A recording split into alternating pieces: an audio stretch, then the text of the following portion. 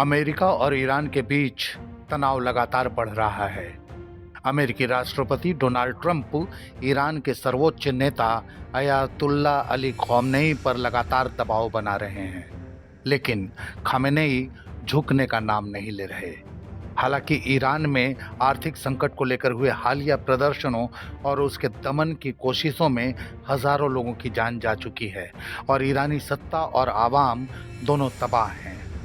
इन स्थितियों के बीच Trump Iran के साथ नए परमाणु समझौते की बात करते आ रहे हैं। अपने ताज़ा बयान में उन्होंने फिर दावा किया है कि ईरान डील के लिए तैयार है ताकि किसी सैन्य कार्रवाई से बचा जा सके। ट्रंप ने यह भी कहा कि हमारे पास एक विशाल नौसैनिक बेड़ा है जो इस समय ईरान की ओर बढ़ रहा है। यह वेनेजुएला में हमारे पास मौजूद बेड़े से भी बड़ा है। इसके साथ ही ट्रंप ने एक बार फिर कहा कि ईरान समझौता करना चाहता है।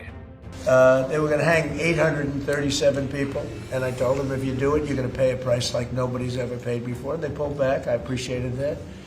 But a lot of people are being killed, so we'll see what happens. I can say this, they do want to make it.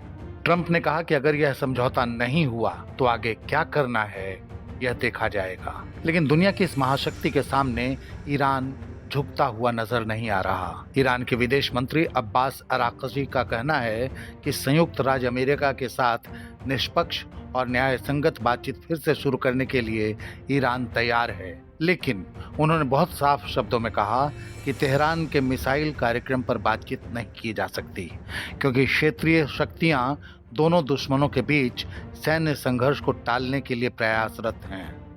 Istanbul में अपनी तुर्की समकक्ष हाकान फिदान के साथ एक संयुक्त प्रेस कॉन्फ्रेंस में अराक्ची ने कहा, अगर बातचीत तटस्थ और न्याय संगत तरीके से की जाती है तो इस्लामिक रिपब्लिक ऑफ ईरान इन वार्ताओं और इस तरह की बातचीत में भाग लेने के लिए तैयार है। ईरानी विदेश मंत्री का कहना था कि कोई भी देश अपनी सुरक्षा और आत्मरक्षा के अधिकार पर समझौता नहीं करता। ईरान के लिए बैलिस्टिक मिसाइल सिस्टम उसके राष्ट्रीय सुरक्षा की रेड लाइन है। अराक्ची ने यह भी साफ किया कि फिलहाल अमेरिका के साथ किसी तरह की बातचीत का कोई प्लान नहीं है। याद दिला दें कि अली ख़ामेनेई अपने बयानों में कई बार साफ कर चुके हैं कि अमेरिका पर भरोसा नहीं किया जा सकता और परमाणु समझौते पर अमेरिका से बातचीत पे मतलब है। असल में अमेरिका और इजराइल दोनों चाहते हैं कि नया परमाणु समझौता सिर्फ यूरेनियम संवर्धन तक सीमित न रहे, बल्कि ईरान के मिसाइल प्रोग्राम को भी खत्म किया जाए। यही वजह है कि ट्रंप प्रशासन एक कम्प्रिहेंसिव डील की बात कर रहा है।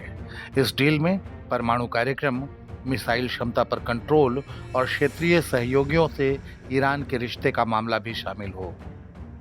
इजरायली नेतृत्व 2003 के लीबिया मॉडल का हवाला देता रहा है, यानी पूरी तरह हथियारों का खात्मा। जून 2025 में इजराइल ने इसी टारगेट के साथ ईरान पर हमले भी किए थे, जिसमें उसकी सेना ने ईरान के न्यूक्लियर और मिसाइल फैक्ट्रीज को निशाना बनाया था। पर ईरान अमेरिका और इजराइल की यह चाल समझ गया और सब कुछ झेलने के बाद भी वह अडिग है और इजराइल के साथ साथ अमेरिका को मुंह चिढ़ा रहा है। अब देखना है कि अमेरिकी राष्ट्रपति डोनाल्ड ट्रंप क्या वाकई ईरान पर हमले का आदेश दे सकते हैं। क्या ईरान की न्यूक्लियर और मिसाइल फैक्ट्रियां एक बार फिर निशाना बनेंगी?